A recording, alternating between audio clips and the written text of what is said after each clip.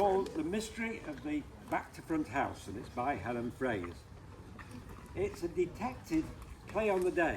It was created as an interactive open-air performance in experimental immersive theatre for World Kindertransport Day, December the 2nd, 2025, which was the 88th anniversary of the first Kindertransport. It's also part of Leeds 400 celebrations. So, just jumping back to domestics, before we go any further, could I request that any mobile phones are either put on silent or turned off, please?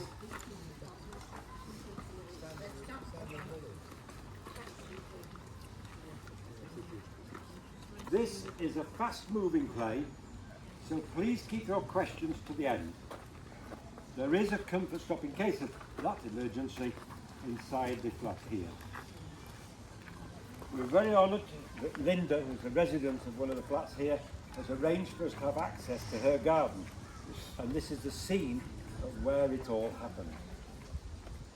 A huge thank you to Millim and to Alan Benstock and all the volunteers for facilitating this performance, and to the first and second generations here today. Audience, you are all going to be famous actors for the day, which is why you're sharing scripts. So we invite you to follow the script, but would you return the script to us at the end? So in following the scripts, look out for the red words, which are all to be read aloud together. So without further ado,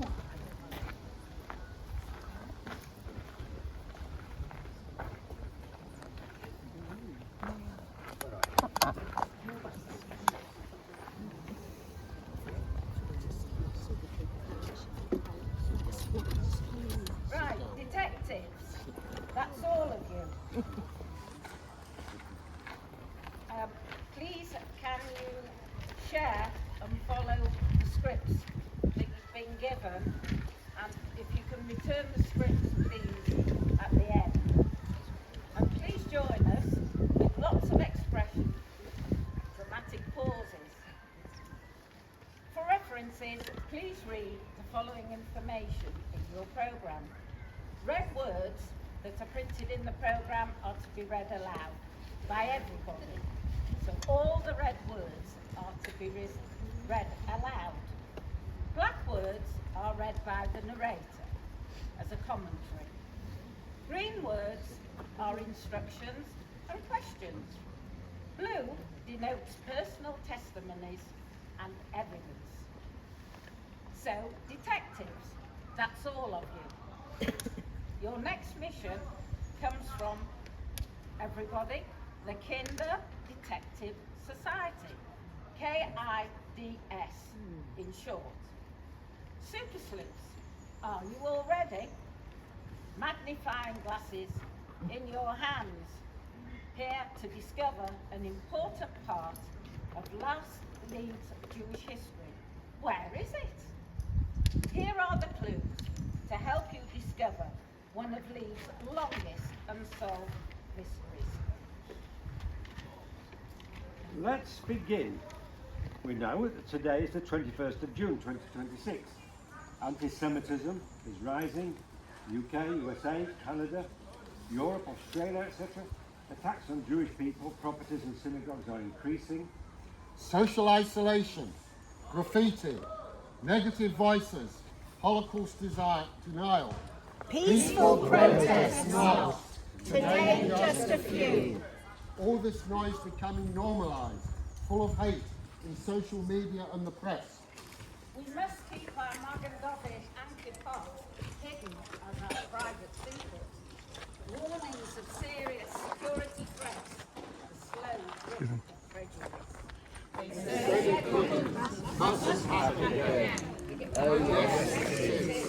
As you know only too well, this icily reflects Nazi Germany from 1933. That was 80 years before the establishment of the State of Israel. But just think about its relevance today. Did it need a reason then? Oh, no, it didn't. Does it need a reason now? Oh, no, it doesn't. You know things are bad when at government level, Lord Mann is appointed an independent advisor on anti-Semitism. 2026, the publication of his report. On anti-Semitism and other forms of racism in the NHS. Beware, danger is lurking in the most unexpected places. Look round and under your chair. Now let's go back to the end of November 1938. All over Germany, Austria, Czechoslovakia, the same scenario. Save the children was mine. Hate was hate and then. Clue number 1. To find the protagonists and victims. Hurry, hurry, children. You can pack only one small toy. Hurry, hurry. Vater is arrested. What can I do? Teddy on the chair with his lederhosen. I have put a small prayer book and a little toy for you. We have to go. Schnell, schnell. Over the next 9 months, the parents of nearly 10,000 children would face this same dilemma. If only there was somewhere safe to send them. The news of the Kindertransports for Jewish children was met with mixed feelings. Germany was beaten by Britain in World War I. After all, could the British be trusted? In 1935, Hitler signed off the Nuremberg race trial laws, a crucial turning point in Nazi persecution, and anyone With just one Jewish grandparent was now classified as Jewish. The Holocaust did not begin with the gas chambers. It began with Gaslighting their evil acts, aiming for net zero of Jewish people.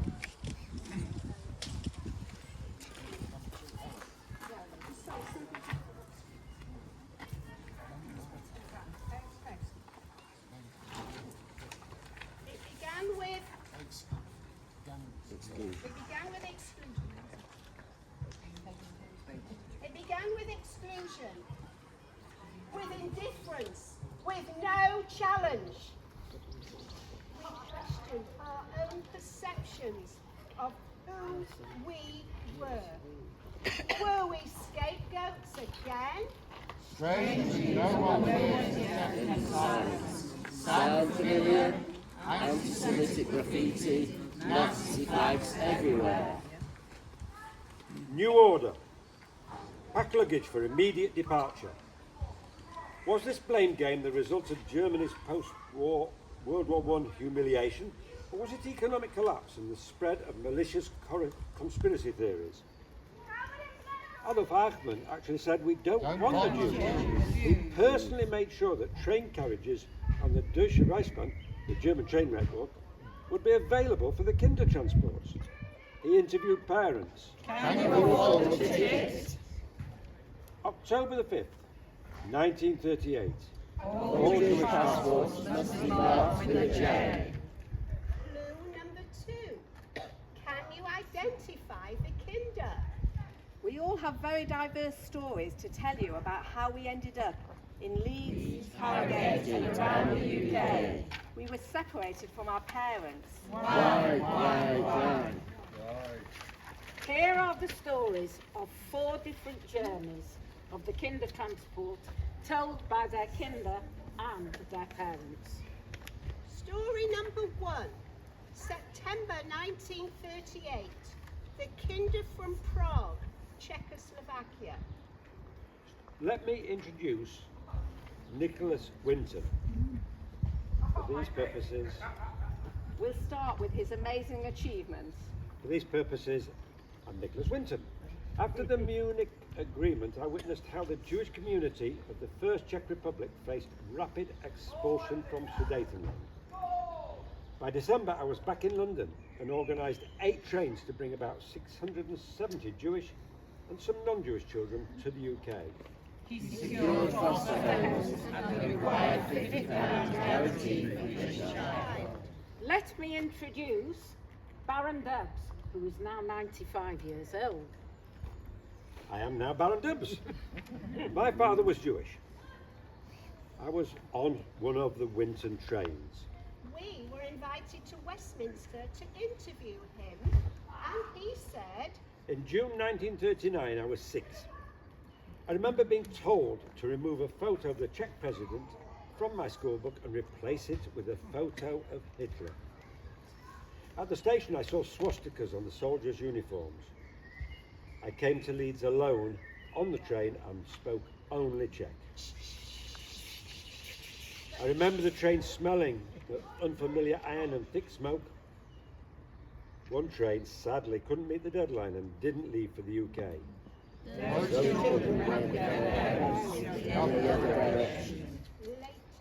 Years later, Lord Dubbs became director of the Refugee Council. Now, story number 2. Who were the Kinder from Austria? 12th of March 1938, Nazi Germany annexed the federal state of Austria. This was the Anschluss led by Hitler. Let me introduce Ernst and Kurt Simon's story. Conveniently, I'm now 90 years younger, and I am Kurt Simon, aged 5. Along with my brother Ernest, aged 8, and our parents, we lived in Eisenstadt in Austria. At first, we lived in the ghetto. After the Anschluss, however, we had to move to Vienna. 11th of January 1939, Ernest came to Leeds alone on the train as a child refugee. He stayed at the Leeds hostel. I joined him later. Ernest and I were about the youngest of roughly 50 boys. I came with my parents, but we were then separated. They had to live and work outside of Leeds in domestic service. I stayed for a year in the Leeds hostel. Later on, Ernest went into business and I became an anaesthetist. Let me introduce Estelle Gillis, daughter of Jacques Brock. 30th of August 1939, I am Estelle Gillis, Jacques Brock is my father. Aged 8, along with my grandparents, left Vienna on the last train, arriving at Bloomsbury House, London, to be processed. Later in Leeds, his parents got work in York and he came to this hostel. After 9 months at the hostel, the family were reunited with my great-grandfather. He was the second youngest resident. His friends were Kurt and Ernest Simon. Later, he became a dentist. In 2015, he met up with Benno Landau from the hostel at a wedding.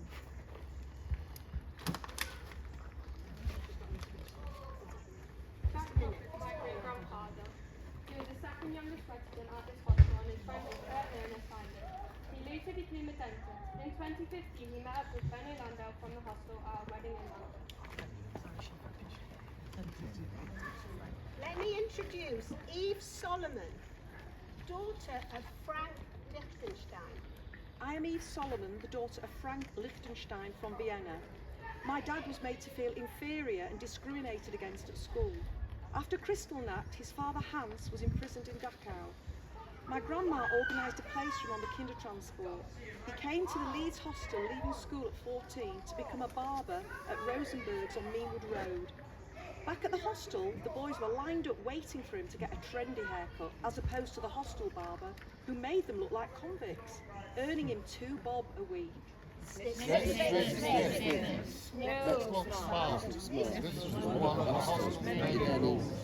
Story 3. The Polonation, the Polish Kinder in Germany.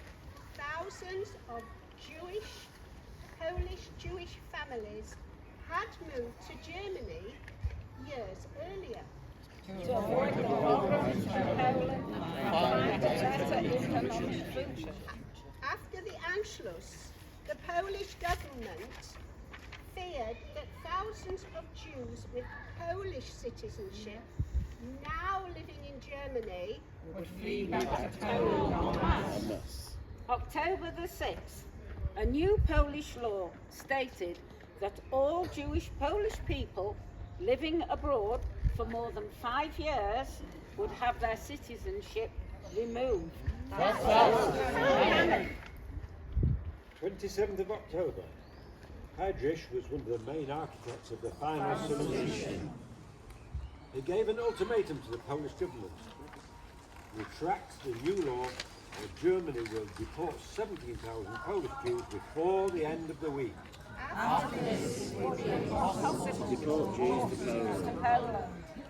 Let Let me introduce Dr. Martin Carpel, who shares his story with us today. I'm Martin Karpel from Leipzig. I was 8. I was there. I spoke only German. My father had died tragically in a swimming accident. Only my mother, my sister aged 11 and I were at home. In the middle of the night, the bell rang. 3 policemen came in and ordered us quickly to grab a bag, checking that we hadn't taken any valuables. At the local police station, we were extremely worried about our future. A bus came. This was unusual in itself, as everyone usually traveled by tram. Things looked very worrying. We were taken to the train station. Rifle-bearing SS and police were everywhere. Along with many others, we were forced onto a crowded special train for about 12 hours. Both the toilets and outer doors were all locked. At gunpoint in the dark, we were dumped at Beuthen, now known as Bittorf station, not far from the German border, and force-marched through a forest into no man's land. In the middle of the pitch-dark night, we arrived at the Polish border. The SS left us with a warning to walk only between the railway lines so that we didn't fall into ditches. It was dangerous and uneven.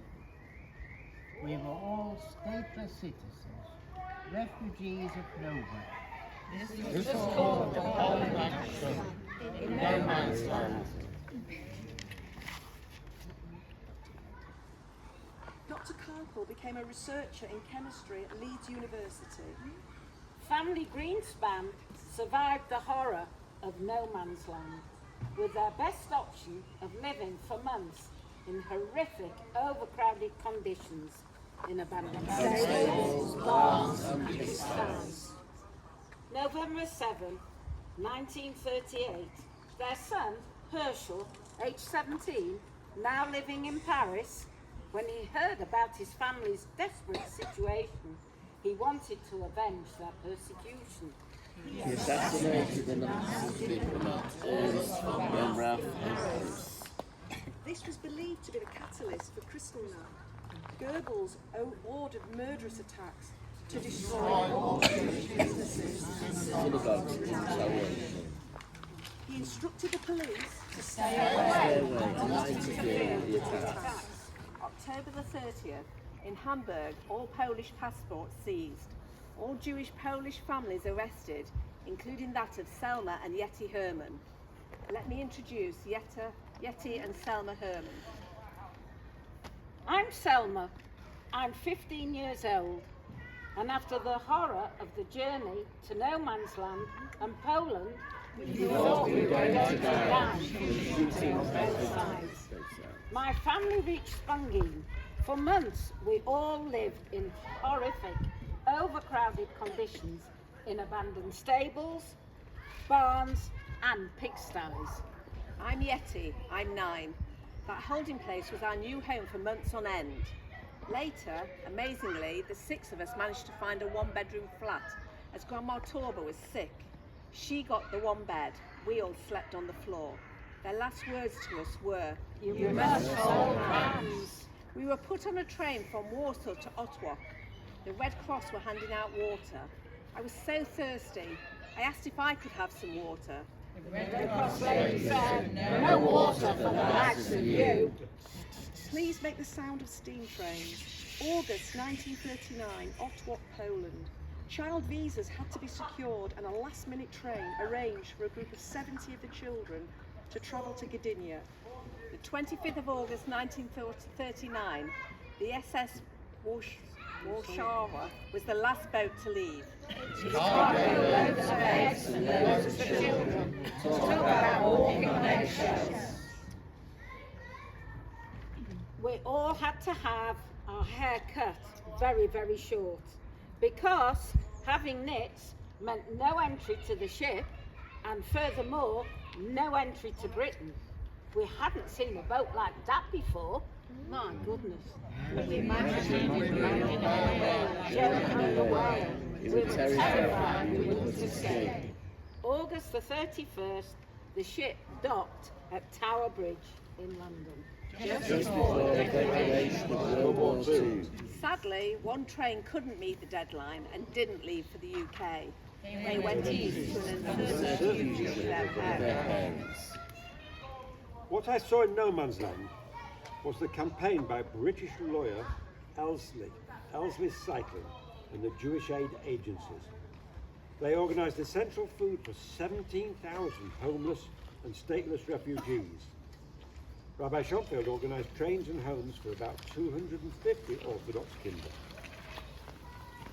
Story 4, November 9th and 10th. The German-born kinder of German parents. All the parents shared one thought. We are desperate. How can we help our children to escape? Frantic letters were written and repeatedly rejected. As soon as we heard about the special trains called kinder transports, taking Jewish children to safety to England, we had to get them on the list quickly. Let me introduce brothers Swerg, 16, and Schnick, 5 Elise. I'm Zwerg, and this is my brother Schnick from Breslau in Germany. Our parents sent us directly on the kinder transport train to England. The rule was only one student per family. For the second kinder, it was none. How can two of us go? It was all ifs, buts and maybes. Someone was ill and couldn't go. This meant both together. I'm Richard Schnick. I became an engineer at English Electric in Bradford. Joe Zwerg became the deputy head of the Old West Riding Library Service and trustee of the Fiveleys Trust at Yorkshire Sculpture Park. Please sing together. Getting louder, whisper, yes, yes to start. Yes, yes. Travelling alone. Yes, yes. Must be found. Yes, yes. Loved and cared for. Yes, yes. In England. All the parents prayed for the safety of their precious kinder and with no choice bought very expensive train tickets cost £50 each child. How much would that be in today's money? How on earth could parents afford to pay for 2 brothers or 2 sisters? Some parents delayed the booking because making special demands for their children. Would they be placed in Jewish homes? Well, would they? As a result, it was almost too late to catch the last train. Let me introduce Bernhard Keller's story, aged 12. It was 1939. I am Bernard Keller from Leipzig. I came to Leeds with my brother and sister. It was exciting. I thought I was going on holiday to England. I came to the Leeds hostel. He served in the British Army. Many years later, he visited the hostel. I remember how my initial excitement soon dissolved when I recalled how some of the kinder suffered harsh treatment from one of the wardens. But it wasn't all gloom, of course. However, that didn't help. But we all loved Eddie Rivlin's Uncle Reverend Model, the cousin and choir master. When he moved away, the atmosphere changed. Much later, I sent an article to the newspaper to find out if any of the old boys were still around. I listed the names of my old friends. These names were later added to our hostel database. Clue number 3. How did the kinder leave Europe? Audience, imagine this. Half of you are children getting on the train, waving and crying, and half of you are the families waving and crying. In the middle of this unbearable fear and confusion, messages of hope were whispered quietly. Love you. Love you.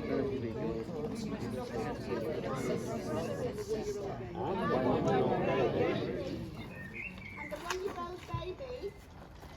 We wore big labels.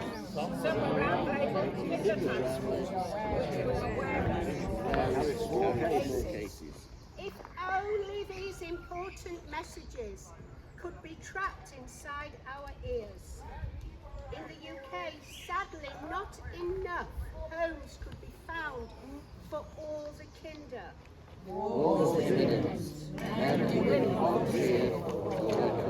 Families were struggling to cope. An extra mouth was just too much in these frightening times. 3rd of September, 6 p.m. 1939. King George VI radio message to the nation. This is a call for unity. Britain is at war with Germany. I call on you, my people, at home and across the seas, to stand calm, firm and united in this time of trial. In Europe, hundreds of children were on each train. Lists and more lists were made. Everything was recorded. If you were on the to-go list, Fantastic! Hooray! Or the fail list, no one was going west. You were dispatched later with your parents in the opposite direction. No choice in your destination. In the mayhem, many lists were lost. Only a few were safely stored. They were extremely important decades later, when grown-up kinder and their families needed to find out about their past. The platform was overcrowded. On the train, we were squashed in. Babies and toddlers were crying. A few young chaperones struggled to calm things down. Older children were helping the little ones. Suddenly, the atmosphere changed. One boy entertained us on his violin.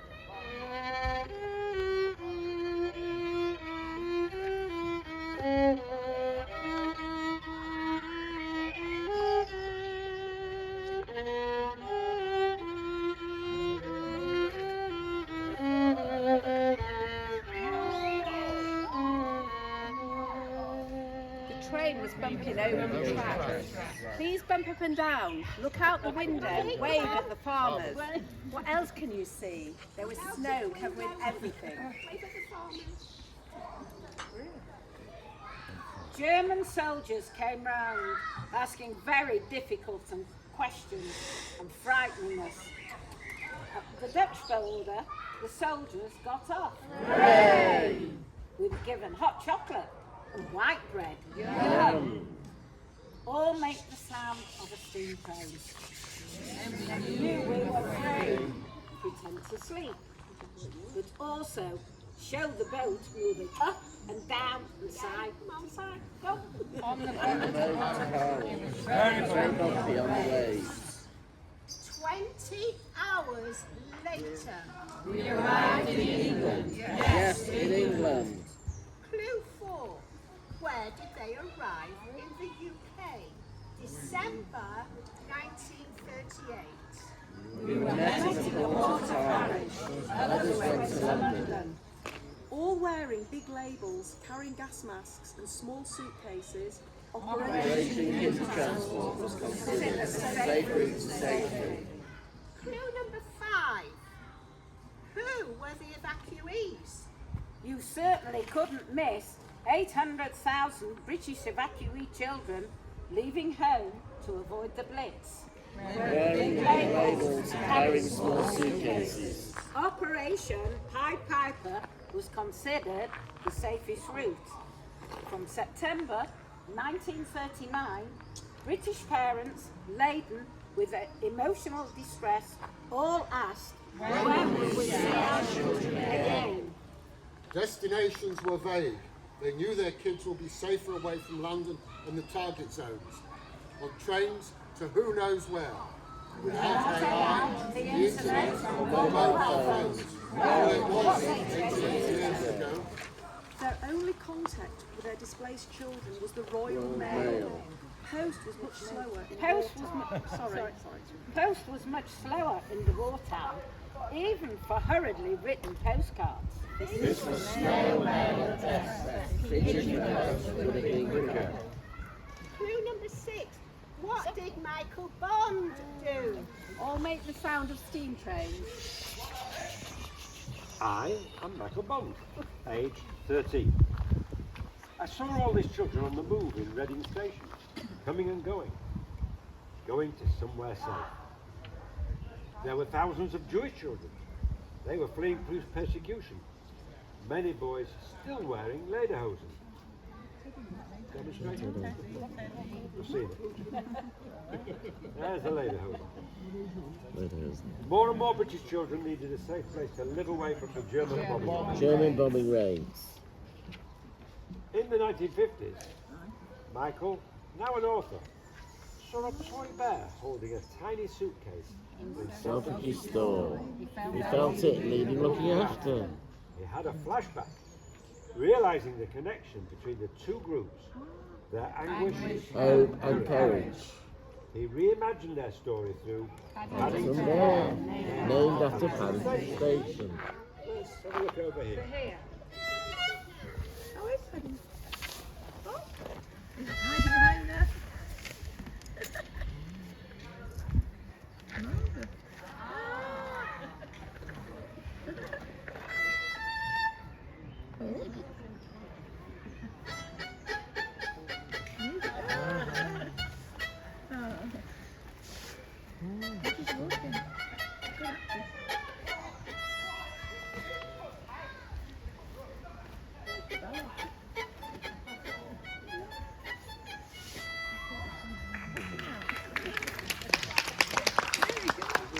Baron Dove said, when I saw Paddington the musical, I was visibly moved by the story, as it reflected my own experience of separation, almost 90 years earlier. Would either group be safe from the anticipated invasion of Britain? For the defenders, silence was deafening. Britain took their most critical. Few countries rushed to help. Some went to France, Belgium or the Netherlands. Many were destined for America, however. The U.S. cut that short. Clue 7. Who was at Dovercourt? We arrived at a holiday camp, Dovercourt. a transit camp. If you've ever seen we met lots of other Jewish boys and girls from across Europe. December 1938 was very cold. We had hot water bottles in our beds. They froze overnight. Can you believe it? We had to do lots of running around, playing games just to keep warm. A few children got letters from home. We would write Letters to our families. 25 words max, just like the factory children. Usually, letters didn't get any replies. You know what that meant? Nobody told us where our parents were. Most of us spent a lifetime asking what happened to them. We had to hope and pray. We had to believe they were okay.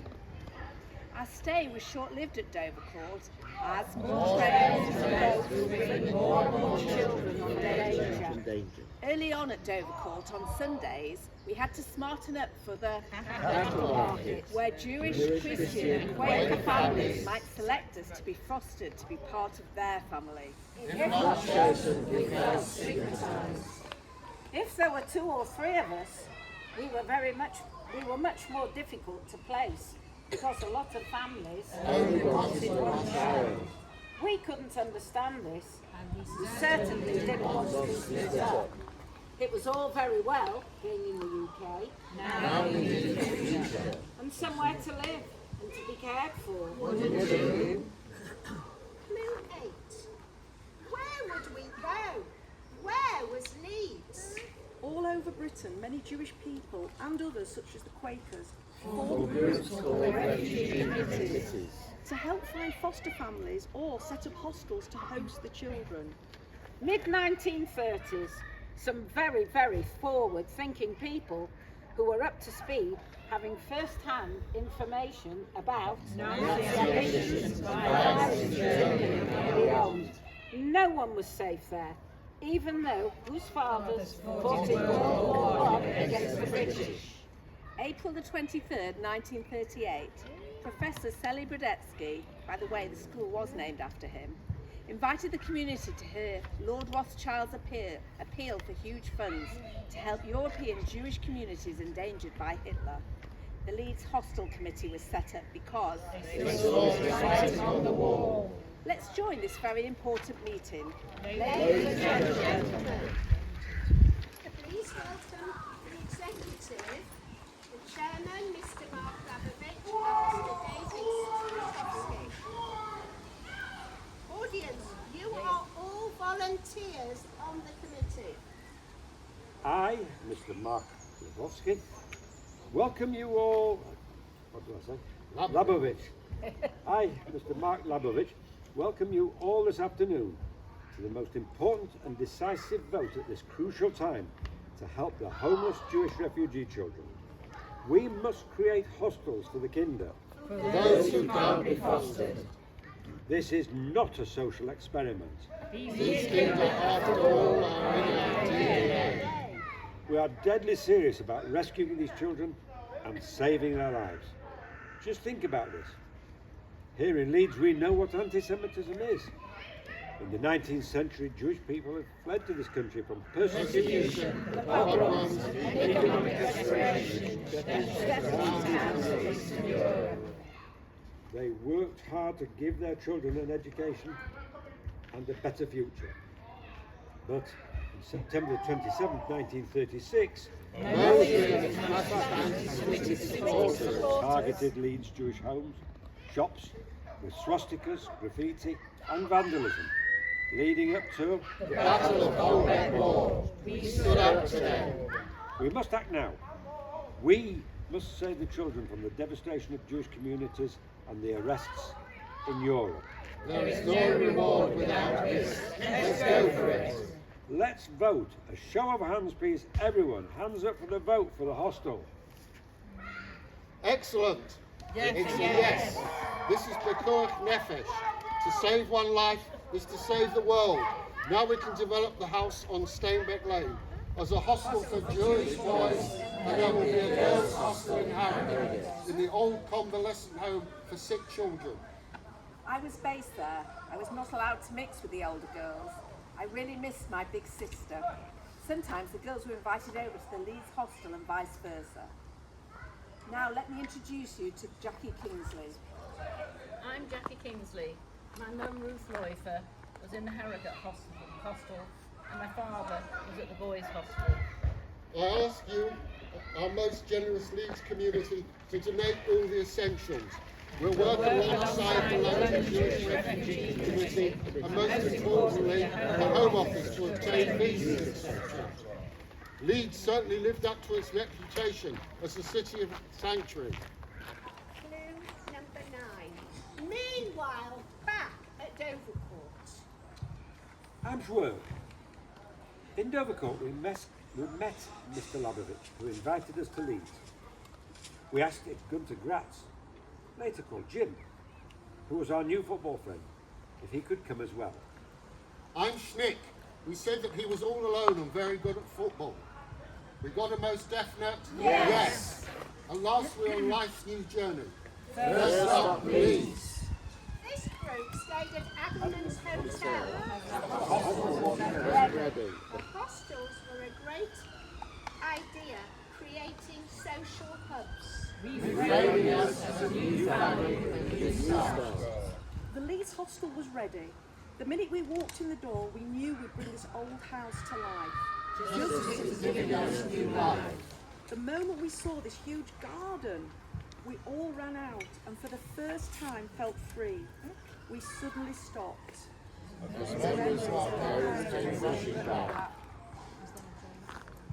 The accents were mostly a mix of German, Czech and Yiddish, but some smatterings of Yorkshire dialect were soon added.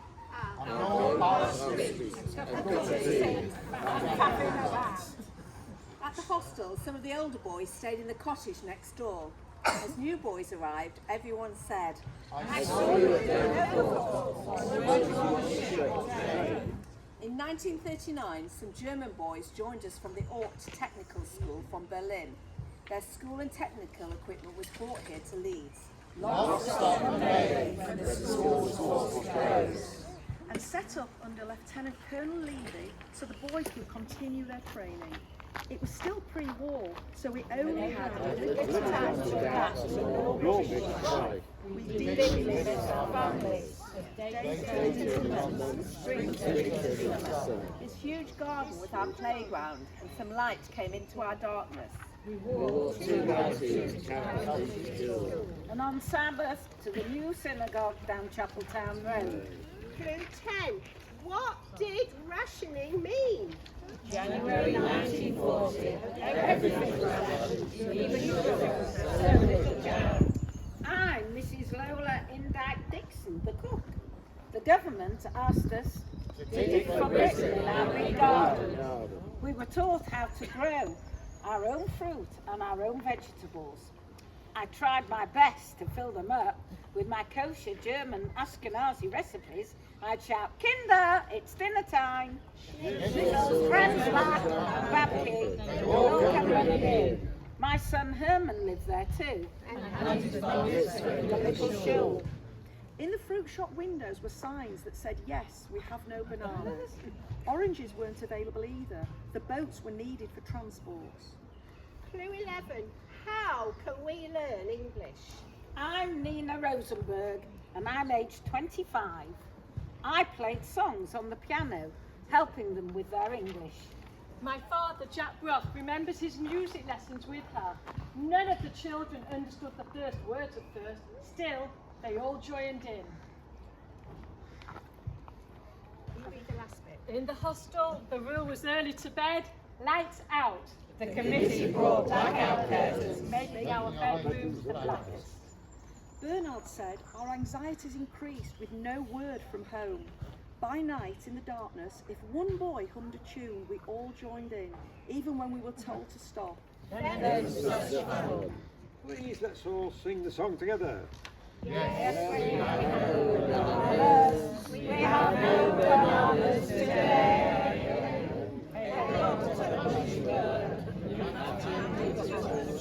Bernhard would shout out arithmetic, and everybody laughed. Someone would whistle 10 green bottles. Please join in. 10 green bottles standing on the wall. 10 green bottles standing on the wall. 9 green bottles standing on the wall. 9 green bottles standing on the wall. That really got us going. We belted it out at full throttle and got told off again. Of course, we needed the house rules, but we actually often rebelled as teenagers did. We weren't always treated kindly by some of the staff, intensifying our trauma. Bravado helped us to use laughter as a defence mechanism. Too much laughing only leads to tears, they say. As war progressed, the nights were not so quiet outside the hostel. We heard distant air raid sirens. Or the number 2 trams screeching along Harrogate Road, stirring distant memories. It was when we were asleep that the nightmare horrors returned. Tearful screams of pierced the silence. March 1941, the Luftwaffe bombed Leeds. If the siren went off, we had to dash to the air raid shelters. Drills were practiced at school. We always had our hanging from our necks with strings. Clue 12. What will happen after our school days? Most of us had to leave school at 14. We were expected to work and accept the jobs that were chosen for us, despite our ambition for higher education. Those of us with ability looked for educational opportunities and support. We had to play long and hard for recognition of our needs. All the refugee children were considered foreign and called enemy aliens. We were all registered with the police. Those aged 15 and 16 and above were at risk of tribunals and internment because they weren't British born. By age 18, their choice was between internment, ending up in the Isle of Man, Canada, Australia, or the army. Many joined up. Later, if our soldiers spoke German, they were sent to Germany to translate for the imprisoned German soldiers, and they were called Churchill's German Army, which had mostly Jewish soldiers. Clue 13.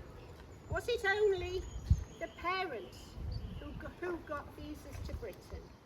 Translate training, guarantor visas might be offered to political refugees, academics, and those with exceptional talent to enter Britain.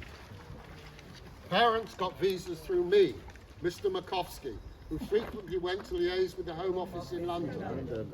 Few mothers and even fewer fathers managed to get visas. They could only go into domestic service, often far away from the children. The kinder were occasionally welcomed into the employers' homes. For the parents, time off to meet their own kinder was rarely possible because employers would not allow them to leave. The kinder were told not to speak German, etc. in the street, only English. They were forgetting their mother tongue. Their precious visits were often cut short by a last-minute rush for the last bus. Some kinder didn't see their parents till years after the end of the war. Few family members died of complications. Reunions often led to estrangement and rejection by children. Grown-up kinder, now as parents, internalise their frightening experiences, rarely sharing them, leading to second and third generation trauma. If only the British government had welcomed their families earlier, their trauma would have been so much less. These scars of separation Would never heal. For the kinder in the promised land of Leeds, city of Sanctuary, the agony of not knowing their family's fate was incalculable. Their new experiences were often just too challenging. This led to some very unhappy childhoods in some foster families and also in hostels.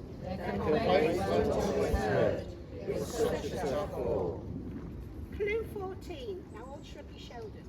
So, no, what's the mystery? I like history. So back in 2023, and when Alan Benstock asked me if I had heard of the Kinder Transport Hostel, I said I hadn't. No. Everyone around Shrugged their shoulders and said the same thing. No. That got me very interested as I got the research bug again. Where was it?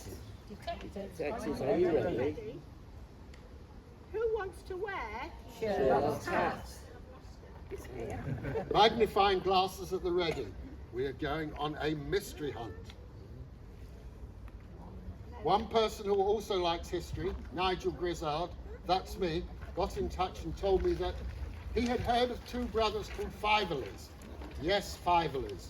They're on our list. They stayed in the Leeds hostel. Their daughters lived in Yorkshire. Second generation children of the Kinder. Nigel gave me a phone number. I met them. Clue 15. What can you see behind the two brothers? They showed me a photo of their fathers, the two brothers. Standing outside a red brick house. You'll soon see how significant this photo is. It has a large white door and lots of ivy growing around it. Where was it? I just didn't know, and neither did they.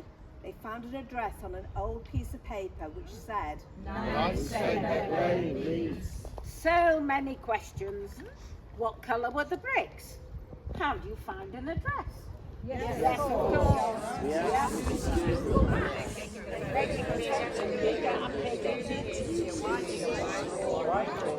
Not red brick. Under a small corner of the roof, I could see some Red bricks. The red bricks at last. I found this old map. There was access from Hayconnor Lane over there. Couldn't be that difficult to find, could it? Yes. Come on, detectives. Let's see if we can find the I rushed back to Leeds. No. There was only recent housing with no access. But what kind of door was What I was looking I for? looking for? Suddenly, in front of me was an alleyway with number 9 on the post. Was this the place? I walked slowly down the alley. Oh dear, the house, it was all white. But just on the right, I saw a big white door. There, rotting ivy. The door was open. someone must be in. What would you do as a detective? I knocked on the door. Clue 16. Who will answer the door? A lady answered. I said, I'm searching the house. Carol, go on, give it. She said, Jack, Linda, give it Kinder Transfer. Come on.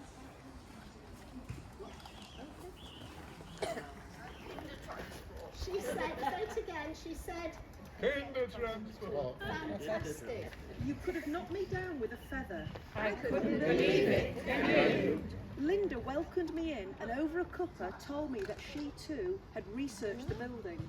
Along with my fellow researcher Carol, we have collected the names and some of the stories of almost 90 coroner's so far that have stayed there. They are on our database. Most were scattered worldwide. Clue 17. What is at the back of the house? Linda showed me the back of this very old house. Right there, in front of me. Was a Huge garden that the boys played in. Can you see them playing hide and seek over there? Well, So, everybody, this is the white door and the red brick wall. All 88 years later, Still hanging around it. back of the house was well done, detective. Your mission is accomplished.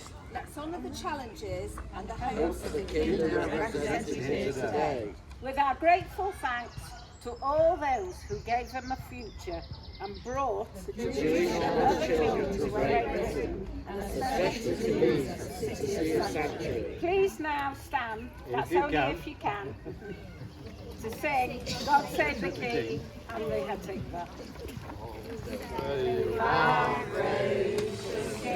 Long live our noble King, Lord save the King.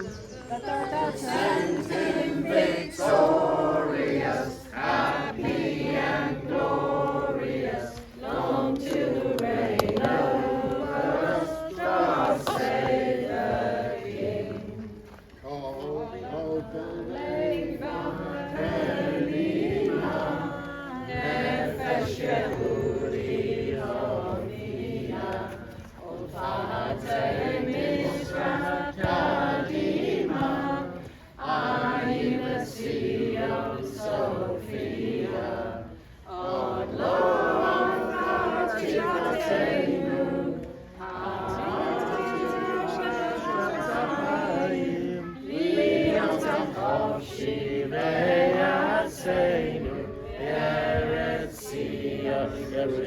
Yerushalayim, Liyotam Hoshi, Ve'yaseinu, Yeretz Sion, Yerushalayim.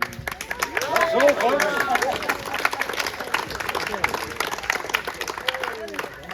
Can I say something about? Can I say something? Hi, This is Ruth. I'm just pushing in here. So I'm Ruth Steinberg, I live in Leeds, and I'm a storyteller and a writer. And well done. I mean, this is just stunning to do it here. What a b'chayim. Through Helen's lead, I write for something called the Leeds, Leeds People's History. The People's History of Leeds, and it's going to come out next month, and this story will be in there. Thanks to Helen. So I just wanted to tell you that this is going to be in a book of stories of Leeds. That there'll be about 1,000 will be printed and handed out.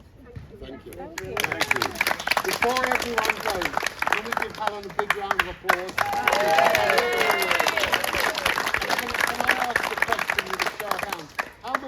actually children of kinder or grandchildren of people who come on the kinder trains. Wow. Great grandchildren. And how many are linked in some way to this building? Wow. Fantastic. Thank you all. Thanks for coming. I want to thank you all. I want to thank all of the volunteers. Everybody's put in a sterling effort, and I think you all deserve another round of applause.